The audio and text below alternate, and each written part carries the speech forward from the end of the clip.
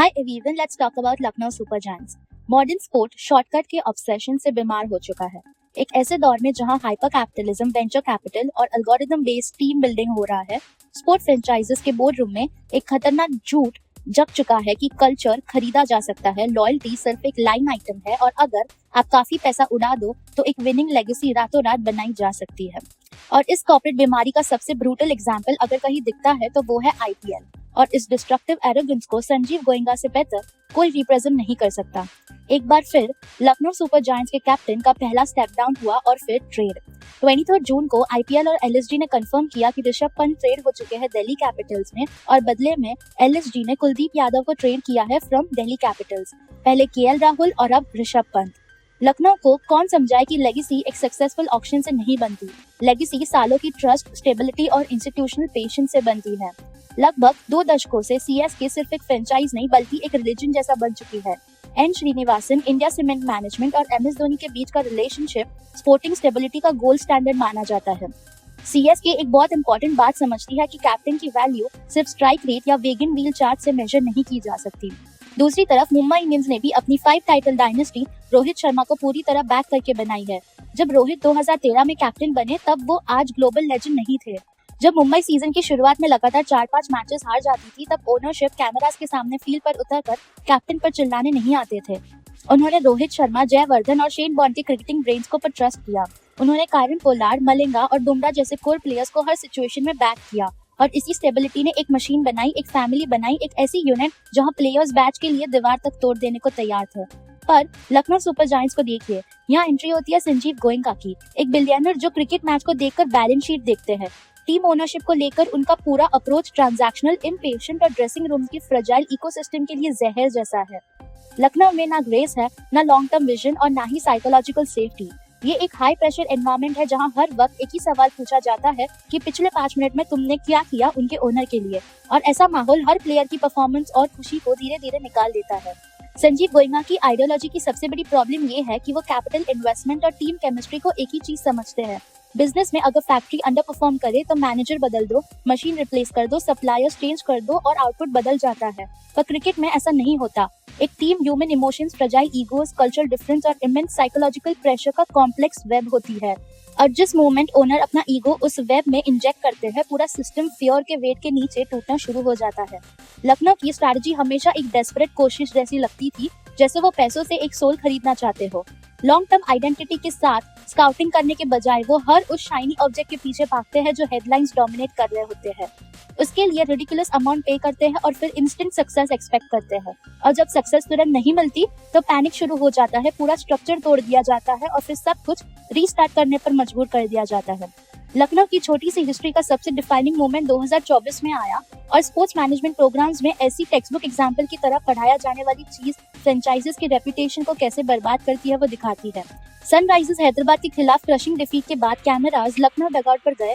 वहां Sanjeev Goenka, Lucknow super giants के owner, खड़े थे, अग्रेसिव जेस्चर्स, फिंगर पॉइंटिंग और अपने कैप्टन केएल राहुल को पब्लिक में डांटते हुए। ये बिलियनर एंटाइटलमेंट का एक ह्यूमिलिएटिंग और क्लासलेस डिस्प्ले था। केएल राहुल जो एक एलीट इंटरनेशनल क्रिकेटर, एक क्लासी बैटर और वो इंसान जिसने लखनऊ को 2 सीजन में प्लेऑफ तक पहुंचाया था, पब्लिक में खड़े होकर एक ऐसे आदमी की डांट सुन रहे थे जिसे अपनी जिंदगी में कभी 150 किलोमीटर पर आर का बाउंसर फेस नहीं किया।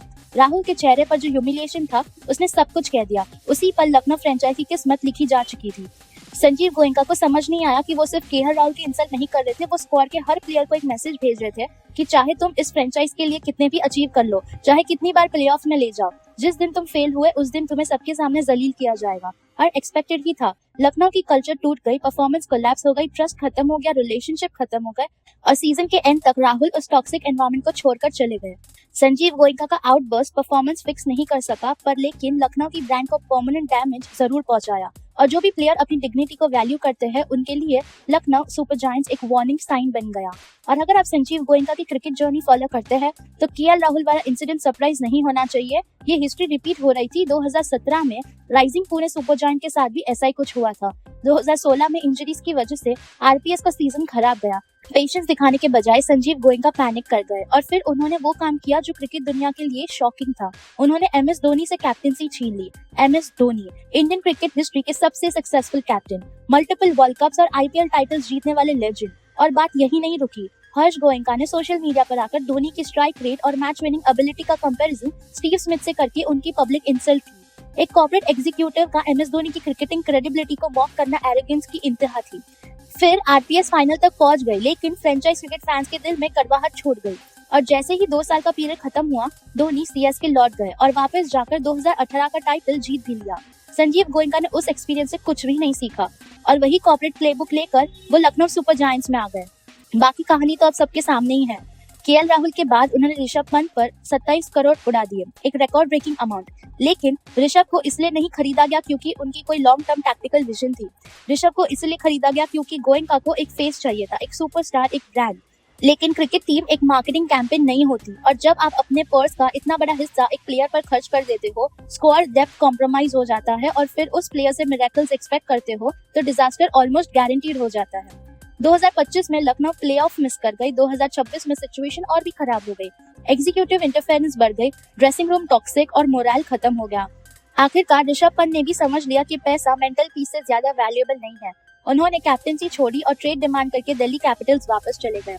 सिर्फ 2 सालों में गोयनका ने स्पेंडिंग रिकॉर्ड्स तोड़ दिए, एक और एलीट इंडियन कैप्टन को एलिमिनेट कर दिया और अपनी फ्रेंचाइज को लीग का लाफिंग स्टॉक बना दिया।